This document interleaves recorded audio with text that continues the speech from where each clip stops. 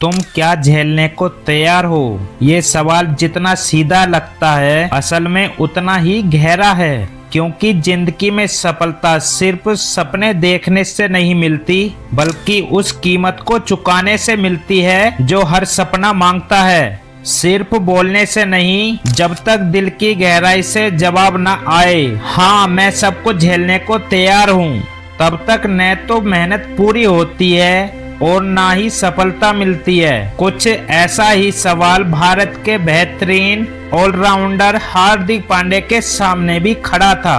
उनका जीवन संघर्ष की वो मिसाल है जहां पर हर एक दिन परीक्षा थी। वो वक्त जब घर में 2 वक्त की रोटी के लिए संघर्ष था। 5 रुपए की मैगी वही उनकी कई दोपहरों और रातों का खाना था। कभी कभी तो पूरा दिन भूखे पेट सिर्फ मैदान में गेंद और बल्ला पकड़कर बिताना पड़ता था। जहां दोस्त महंगे प्रोटीन शेक पीते थे, वहां हार्दिक के पास सिर्फ जल्दी उबालकर मैगी होती थी। इतनी गरीबी थी कि छोटे से छोटा खर्चा करने से पहले 1000 बार सोचना पड़ता था।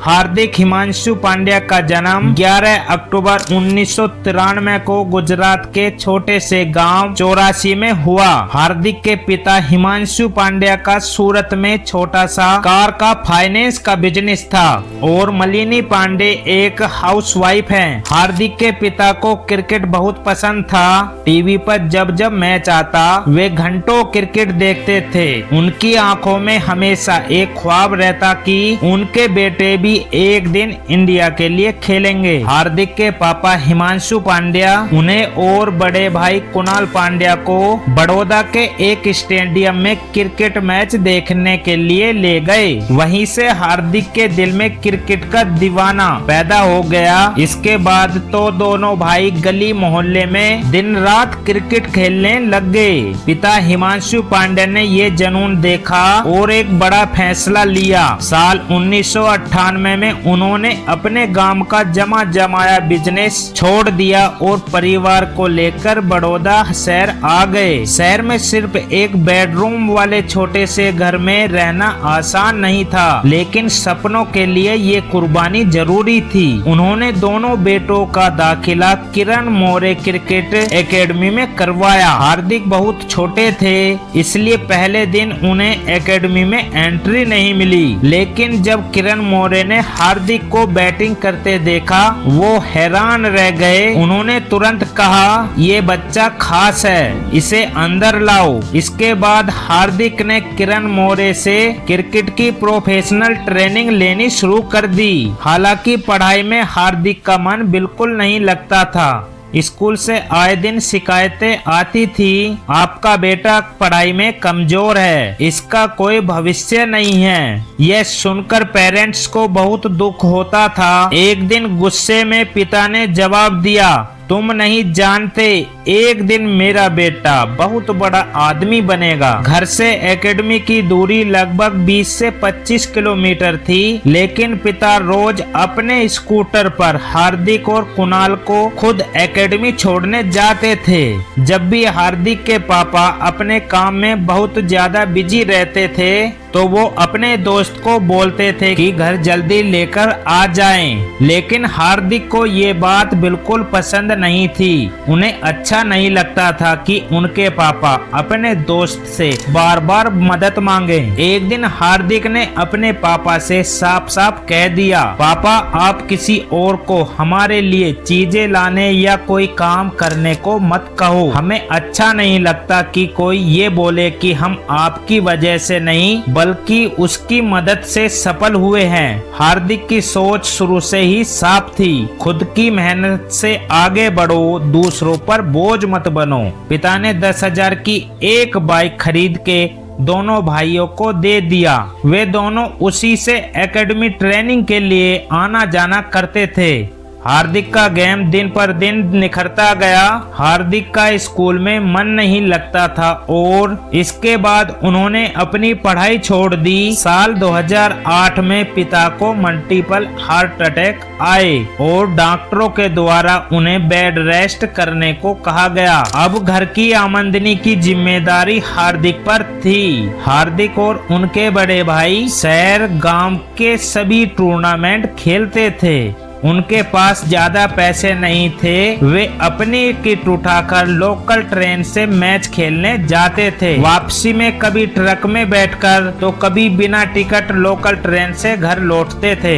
एक मैच खेलने पर सिर्फ 5 रुपए मिलते थे। कभी कभी तो 2 वक्त का खाना भी ठीक से नहीं मिल पाता था कि हालत बहुत खराब हो गई तो उन्हें पूरा दिन स्टेडियम में ही रहना पड़ता था ताकि प्रैक्टिस ना छूटे। घर में जो कार थी उसमें पेट्रोल भरवाने के पैसे नहीं थे।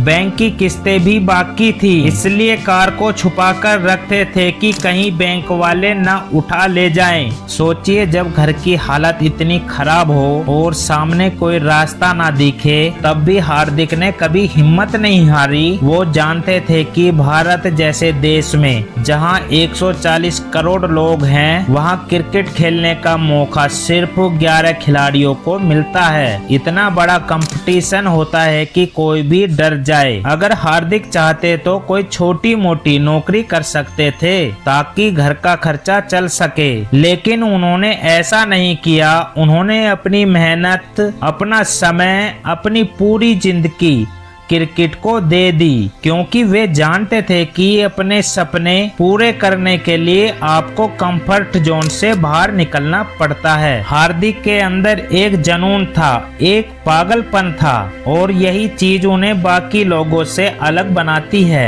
उन्होंने कभी हार नहीं मानी और हर दिन खुद को पहले से बेहतर बनाया। साल 2013 एक ऐसा साल जिसने हार्दिक पांड्या की किस्मत की दिशा बदल दी। बड़ौदा की टीम ने जब इस दुबले पतले लड़के को अपनी टीम में जगह दी तब शायद किसी ने नहीं सोचा था कि ये लड़का आगे चलकर इंडियन क्रिकेट का बड़ा सितारा बनेगा। 17 मार्च 2013 सैयद मुश्ताक अली ट्रॉफी में हार्दिक ने मुंबई के खिलाफ डेब्यू किया। सामने थी एक मजबूत टीम, लेकिन हार्दिक के बल्ले ने और गेंद दोनों से अपना कमाल दिखाया। उन्होंने उस टूर्नामेंट में 127 रन 135 के एवरेज से बनाए और साथ में 5 विकेट भी चटकाए।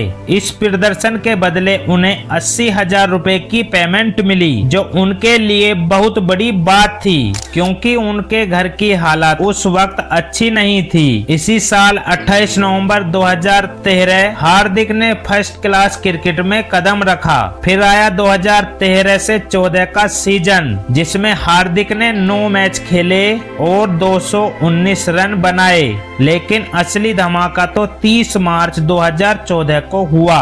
वानखेड़े स्टेडियम में मुंबई के खिलाफ मैच चल रहा था। सामने थे बड़े बड़े गेंदबाज जहीर खान, धवल कुलकर्णी, परवीन, लेकिन हार्दिक ने किसी का नाम नहीं देखा, सिर्फ खेला और दिल खोलकर खेला। उन्होंने सिर्फ 57 गेंदों में 82 रन ठोक दिए और सबको हैरान कर दिया। उस दिन स्टेडियम में एक खास आदमी बैठा था, मुंबई इंडियंस के हेड कोच जॉन राइट। वो हार्दिक की बल्लेबाजी और गेंदबाजी से इतना इम्प्रेस हुए कि वहीं से सब कुछ बदल गया। आईपीएल ने इंडिया को कई टैलेंट दिए, जसप्रीत बुमराह, सूर्य कुमार यादव, मनीष पांडे, और साल 2015 में इंडियन टीम को एक ऐसा ऑलराउंडर मिलने वाला था जो आगे चलकर विश्व क्रिकेट में धमाल मचाएगा। नाम था हार्दिक पांडे। साल 2015 में किस्मत का खेल शुरू हो चुका था। मुंबई इंडियंस ने हार्दिक को सिर्फ 10 लाख रुपए के बेस प्राइस पर अपनी टीम में शामिल किया, लेकिन इस छोटे से निवेश ने आईपीएल को एक बड़ा सितारा दे दिया। 19 अप्रैल 2015 को हार्दिक ने आरसीबी के खिलाफ अपना आईपीएल डेब्यू किया। सिर्फ 6 गेंदें खेली और 16 रन ठोक दिए, वो भी 266 की स्ट्राइक रेट से।